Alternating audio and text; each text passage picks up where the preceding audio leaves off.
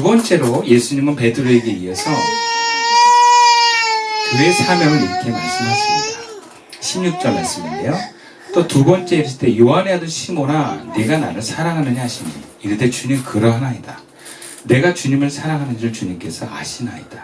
이르시되 내 양을 치라 하시고 예수님께서 요한의 아들 시몬을 다시 베드로의 자리로 회복시켜 주시는 질문을 하시면서 그 사랑에 고백했을 때 두 번째 사명을 줍니다. 내 양을 쳐라. 여기서 내 양을 치라 하는 것은 앞에서 먹이라 했던 feeding과는 좀 다른 단어. 치라는 것은 영어로 tend입니다. 헬라어로 프로바돈이라고 해서 앞에서는 진짜 먹이는 거였다면 여기서는 먹이는 것을 포함해서 인도하고 보호하는 것을 말합니다. 뭔가 양육이 들어가기 시작하는 것입니다. 그리고 두 번째 앞에서는 어린 양, 즉 처음에 램스라고 했던 단어, 여기서는 좀 더 장성한 영어로 바뀝니다. sheep이라는 단어를 씁니다. 헬라어도 아르니온에서 프로바돈, sheep이라는 단어를 쓰고 있는데 장성한 양, 일반적인 양을 뜻합니다. 성도의 단계로 볼 때 마을 모임에 들어갈 만한 매주 예배에 나오는 정도의 성도라고 볼 수 있습니다. 그렇다면 이런 성도는 단순히 밥을 먹여주고 선물 주는 것을 넘어서 가르치고 도와주고 권면하는 것을 말합니다. 예를 들면 우리 현이가 지금까지는 교회에서 밥만 먹고 선물 받고 했는데 내년부터 마을 모임에 들어오면 이제 말씀을 가르치고 삶을 이렇게 살아보라고 권면하기 시작하는 것입니다. 그러니까 본인도 이제는 이 교회에서 혜택만 받는 어린 성도에서 뭔가 좀 더 이 교인으로서의 이 공동체 안에 들어가는 대접으로 또 인정받으면서 동시에 책임도 느끼게 되고 가르침도 받게 되는 것입니다. 그러면서 커가는 것입니다. 마을 모임에 쓰는 리더가 마을 주민들을 양육할 때 성도들을 대하는 모습입니다. 교회 안의 성도들을 계속해서 그들의 요구와 필요에 따라서 먹이만 주면 어린아이 신앙이 머뭅니다. 이제 자라나는 그들에게 양육이 필요합니다. 권면하고 가르쳐야 됩니다. 때로는 맞기도 해야 됩니다. 안 된다는 얘기도 할 수 있어야 됩니다. 하지 말라는 얘기도 해야 됩니다. 아이가 10살이 넘어가면 자녀를 향한 부모의 양육 태도는 달라질 수밖에 없습니다. 해달라는 거 다 해줄 수가 없습니다. 그들의 요구사항을 들어주는 부분은 점점 줄어들고 그들과 함께 더불어 살아갈 수 있는 사회가 될 수 있도록 교육하고 가르칩니다. 사람다운 사람이 될수록 가르치는 것이 바로 교육입니다. 교회도 성도를 먹이기만 하면 안 됩니다. 즉 돌봄만 있으면 안 되고 양육이 필요합니다. 구체적으로 인도자는 성도를 양육하는데 주저하지 말아야 합니다. 우리가 자식을 대할 때도 보면 어린아이를 대할 때 저거는 제지해야 되고 혼내야 되는데 남은 그렇게 못합니다. 근데 엄마는 그렇게 할 수 있습니다. 그래서 자녀한테 좀 더 매몰차게 대할 수 있는 사람이 더 사랑이 많은 사람이에요. 우리가 성도들을 대할 때 뭔가 저 사람과의 관계에서 내가 불편함을 느끼지 않기 위해서 거리를 두고 좋은 말만 할 수는 있어요. 근데 그것은 양육이 아닙니다. 내가 이 사람을 정말 사랑하고 주님이 맡겨준 양이라고 생각할 땐 사랑하는 마음으로 질책하고 권면할 수 있어야 됩니다. 그것이 주님의 마음입니다. 그래야 또 교회는 건강해집니다. 성숙하는 건 바로 이런 양육에서 나타납니다. 마지막으로 세 번째 주님은 베드로에게 또 이렇게 물으십니다. 17절 말씀입니다. 세 번째 이르시되 요한의 아들 시몬아 네가 나를 사랑하느냐 하시니 주께서 세 번째 네가 나를 사랑하느냐 하시므로 베드로가 근심하여 이르되 주님 모든 것을 아시오매 내가 주님을 사랑하는 줄을 주님께서 아시나이다. 예수께서 이르시되 내 양을 먹이라. 다시 예수님께서는 베드로에게 내 양을 먹이라고 합니다. 세 번째 예수님의 사랑 질문에 잠시 근심했지만 베드로는 주님에 대한 사랑을 고백합니다. 아마 이 부분은 과거에 자신이 3번이나 주님을 모르게 했던 부분과 연결되고 그것을 좀 의식하면서 예수님이 질문하는구나 라고 아마 생각하지 않았을까. 그래서 근심하고 슬퍼했을 거라는 해석이 있습니다. 어쨌든 잠시 머뭇거렸지만 주님을 사랑한다고 고백합니다. 지난날 자신이 주님에 대한 배신도 있었지만 나는 지금 여전히 주님을 사랑한다고 그 3번이나 하는 고백을 통해서 그의 사랑이 진심임을 드러냅니다. 그리고 예수님은 그에게 마지막에 이렇게 명하십니다. 내 양을 먹여라. 이것은 처음 명령과 비슷합니다. 근데 처음 먹이라고 했을 때 그 대상이 어린 양이었다면, 즉 영어로 램이었다면 3번째 먹이는 대상은 같은 먹인데 sheep입니다. 어른 양입니다. 그렇다면 여기에서 먹이는 것은 단순히 음식이나 선물이 아닙니다. 어른에게 필요한 것을 주는 것은 뭔가 성숙한 사람들에게 요구되는 것을 주는 것입니다. 그것은 음식과 오락이 아니라 더 하나님께 다가가며 자신을 내려놓을 수 있는 말씀입니다. 더 높은 수준의 가르침입니다. 예수님의 사역을 보면 처음에 예수님은 오병이어의 기적이라든지 또 물로 포도주를 만든 사건이라든지 중풍병자나 병든 사람을 치유하는 것으로 그들의 어떤 필요를 채워주십니다. 어린 성도들에게 음식을 주는 것과 같은 사랑의 표현입니다.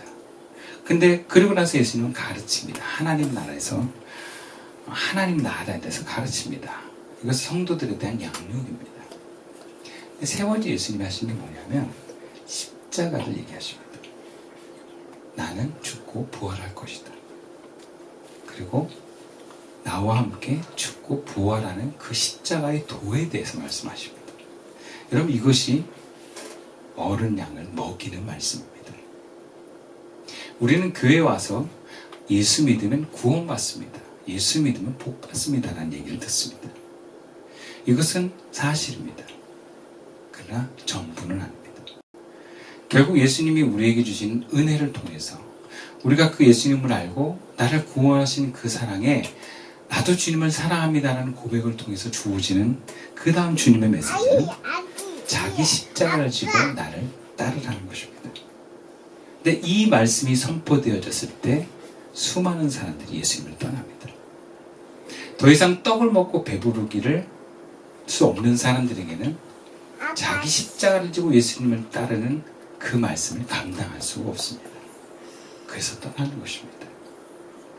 오늘날 교회도 떡을 먹고 배부르는 건 좋은데 자기 십자가를 지고 나를 따르는 말씀에 대해서는 불편함이 많습니다. 근데 만약 이 말씀을 전하지 않는다면 예수님과 계속 함께 갈 수가 없습니다. 결국 그러한 교회나 그러한 성도는 예수님을 떠나게 됩니다. 예수님을 따면 하나님과 끊어지는 것입니다. 내가 교회는 나갈 수 있을지 모르지만 생명이 흐르지 않는 사람이 됩니다. 결국 우리는 언젠가는 주님이 우리에게 말씀하실 것입니다. 나를 따르라. 실제로 베드로는 여기서 이 말씀을 듣고 그 전에는 사라졌던 예수님과 달리 나와 함께 가자라고 하는 그 예수님의 인도가 구체화되기 시작합니다. 내가 십자가의 길까지 예수님과 따라가겠습니다라는 고백하는 성도의 삶에는 언제나 변함없이 예수님이 함께 하실 줄로 믿습니다. 예수님과 우리가 함께 간다는 것은 내 마음대로 사는 내 삶에 예수님이 함께 있는 것이 아닙니다. 주님이 나를 통해서 걸어가고자 하는 그 십자가의 길까지 내가 응답하면서 갈 때에 그 주님을 떠나지 않게 되는 것입니다. 그래서 여기서의 먹이는 단순한 음식이나 선물이 아니라는 것, 우리가 원하는 축복이 아니라는 사실을 아셔야 됩니다. 말씀과 더 높은 수준의 가르침. 이것은 히브리서 5장 14절의 저자에게 이렇게 얘기한 말씀이 있습니다. 어린 성도에게는 죽을 주지만 장성한 성도들의 음식은 단단한 음식이다라는 말씀이 있습니다. 그래서 제가 읽어드리면, 이는 젖을 먹는 자마다 어린아이니 의의 말씀을 경험하지 못한 자요. 단단한 음식은 장성한 자의 것이니 그들은 지각을 사용함으로 연단을 받아 선악을 분별하는 자들이니라. 단단한 음식을 먹는 사람들의 모습에 어떤 모습이 있느냐? 연단을 받는 사람들이에요. 아니, 기꺼이 연단을 받아들이는 사람입니다. 그런 사람들은 선악을 분별하는 사람입니다. 여러분, 우리가 주님과 함께 있으면 선악을 분별하는 사람이 됩니다. 여러분, 우리가 안전하게 살고자 하는 사람은 뭐가 선이고 악인지 모릅니다. 그래서 안전하게 살기를 선택한 사람은 안전한 길을 가는 것이 아니라 죄를 짓는 길로 갑니다. 그러나 내가 잠시 불편하고 뭐가 어렵고 힘든 길을 가는, 뭔가 연단한 길을 가는 사람들은 사실은 두려운 길이지만 선악을 분별하는 온전한 길을 가게 되는 것입니다. 여러분, 우리가 이것을 알고 믿을 때에 자기 십자가를 지고 예수님을 따르는 것이야말로 진정한 행복인 줄로 믿습니다. 여러분, 교회가 이러한 주님의 십자가와 함께 나를 내려놓고 주님과 하나 되어 생명을 흘려보내는 교회가 되기를 결단할 때 주님의 임재가 있는 성령 충만한 교회가 될 줄로 믿습니다. 사실 우리는 우리의 영성을 높여주고 주님께 더 다가가는 측면에서는 이러한 거친 말씀이 도움이 됩니다. 듣기 좋은 설교의 말씀은 우리를 올라가게 하기보다 제자리에 머물게 합니다. 내가 변화하지 않아도 편안하게 해줍니다. 다 주님께 다가가는 높은 수준으로 간다라고 하는 것을 우리가 선택할 때는 부담스러운 말씀을 듣는 것을 말합니다. 여러분들 누군가는 가르쳐보면, 배워보면 그거 압니다.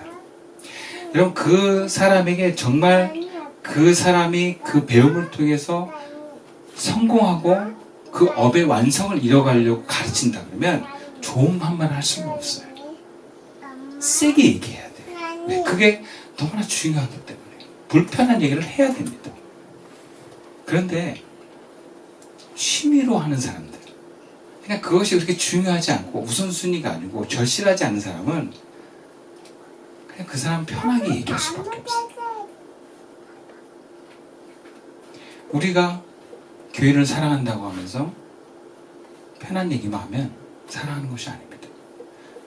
나를 보호하는 것입니다.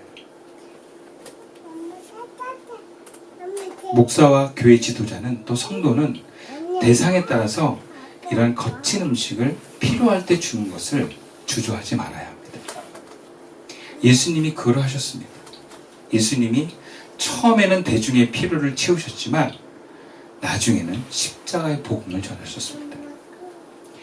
제자들 12명만 남고 모두 떠나는 한이 있어도 예수님은 복음의 거친 말씀을 전하는데 주저하지 않으셨습니다. 물론 가정도 마찬가지입니다. 아이들이 성숙한 가르침을 받아들이지 못하면 여전히 부모에게 의존하고 자기 마음대로 행동하려고 합니다. 자기 하고 싶은 대로 하려고 합니다. 어린아이처럼 살면서 그 인생이 점점 사람들과 멀어지고 하나님과 멀어짐에도 불구하고 부모가 마음이 약해서 신앙의 가르침도 양보하다가 아이들은 하나님을 우습게 할 수도 있습니다. 교회는 하나님 나라의 백성의 모임으로 세워감과 동시에 예수님께 더 다가갈 성숙함을 이루어줘야 될 사명이 있습니다. 예수님이 베드로에게 세 번째 주신 사명, 교회가 감당하지 못하면 결국 교회는 세상에 밟히고 맛을 잃어버린 그들만의 모임이 됩니다. 무엇보다 생명이 넘쳐나지 못합니다. 나를 넘어서 다른 사람을 도와주고 생명을 보호줄 수 있는 교회는 성숙한 성도들이 그 중심에서부터 말씀을, 십자가의 복음과 그 말씀을 전할 때 가능합니다. 다시 말해서 거친 음식을 먹는 어른 양 정도들이 많이 있을 때 생명력이 넘칩니다. 어린 양으로는 자기밖에 모릅니다. 그렇게 예수님께서 요한의 아들 시몬을 시몬 베드로로 다시 세우시고 교회 사도로, 수장으로 교회 성도들을 어떻게 돕고 가르치고 세워나가야 하는지를 명하시고 계십니다. 어린 양들은 먹이고 자라는 양들은 양육하고 또 그들이 더 성장하고 주님의 모습을 닮아갈 수 있도록 거칠고 센 말씀도 기꺼이 전하라고 하는 것입니다. 근데 이것이 참 어렵습니다. 교회들이 몰라서 이 세 가지 양육과 돌봄을 못하는 것이 아닙니다. 의외로 이게 잘 안 되기 때문에 그렇습니다. 그리고 유혹이 너무 많습니다. 성도들은 또 교회 성장과 양육에 관심이 없습니다.